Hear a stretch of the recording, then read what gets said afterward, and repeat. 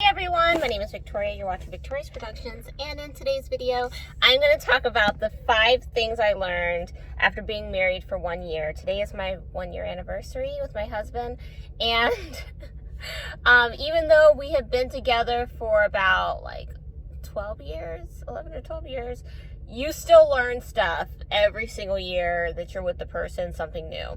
So I'm going to list them down. The first thing I learned is not to harbor on issues for too long.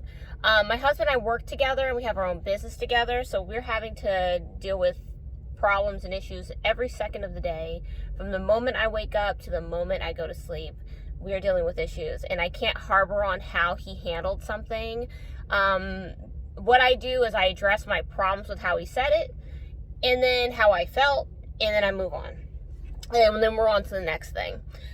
He's really good at listening to me. Obviously, he's human, so he's going to not hear me a few times. I have to keep saying it, but it's the same for me. I'm going through my own stuff as well, and he'll tell me something that I said or I did that irritated him or whatever, and I'm not going to pick it up probably the first, second, third, fourth, or fifth time, but it's about moving on. The second thing I learned is to read your partner. So I know when I'm pushing him too far. Sometimes I'm for some reason we get kind of off, what do they call it? Out of sync. We kind of get out of sync, which is weird to me because we spend every moment together. We're always talking to each other, so it's weird when we're out of sync. But every now and then you get out of sync. It is what it is. So I learned how to read him so that if he's up here and he's stressed out, anxious, I'm not going to put even more drama on his plate. I still do it, but I'm learning to read him better so that I don't do it as often. The third thing is I learned that this is a secret potion, secret tip, whatever you want to know. The secret thing to a happy marriage is to be generous and grateful.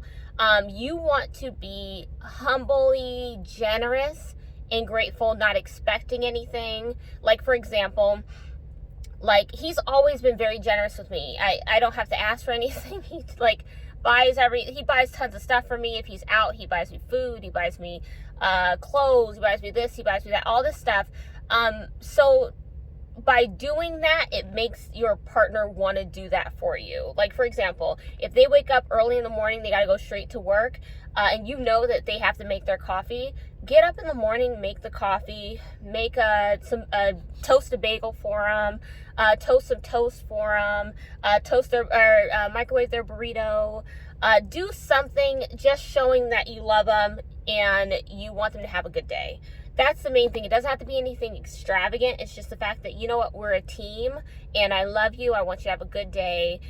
You're out. You want to pick up something for him because you know that he likes these special chips or these drinks or these whatever. By being generous, it makes the other person want to be generous to you. So if you're wondering why, hey, this might work. Obviously, not everything works for everybody. But let's say that your husband or your wife isn't very generous with you, or it doesn't really show much isn't really giving. Try doing it to them, and then they might pick up what the heck is going on, and they're you know what, let me go and see if they'll start thinking about things that you like, and they'll start picking up stuff. And it's been phenomenal because my husband's very generous, and he's always been very generous, and I want to be generous back. So the fourth thing is there's not a set way to handle every situation when it comes to marriage. There's multiple ways to handle things. Something that your girlfriends are dealing with, just because it worked for you isn't going to necessarily work for them. So if your girlfriend or your guy friends are having issues or whatever, you could say, hey, this worked for us. You could try it out, but just don't say, oh, you're doing this wrong, you're doing that wrong.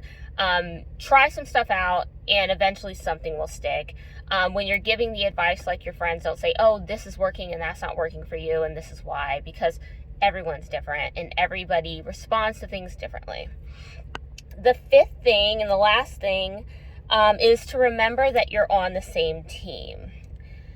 That I feel sometimes I'm looked at as the op, and I'm how did I become the opposition?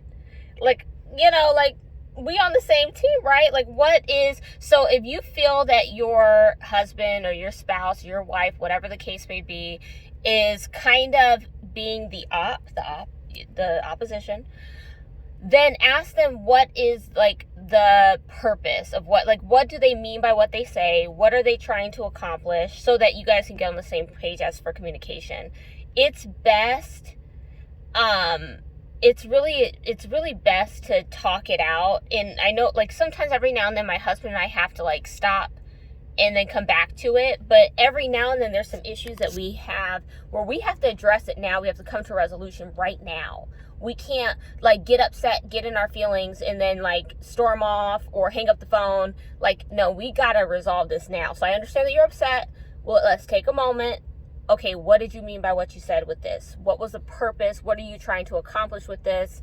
If you do it that way, then they realize, okay, we're on the same team. It's just we're not like speaking the same language. So those are the 5 things that I learned. Marriage is amazing. I love it. Being married is fantastic. There's a lot of things that you kind of have to learn on your own, and you come to the realization like, oh, this is like actual work. And then there's some days where you're like, oh, this is nothing. So, pretty awesome. But if you have been married, go in the comments and tell me something that you've learned in your marriage that can help me out or help somebody else out. And then also subscribe to my channel for more Victorious things. I do a lot of stuff. I'm a business owner. I'm a wife now. I'm not a mother yet, but hopefully soon I can be. But yeah, so this is something I learned. I think that it could help anybody. You guys have a good one. See you on the next one.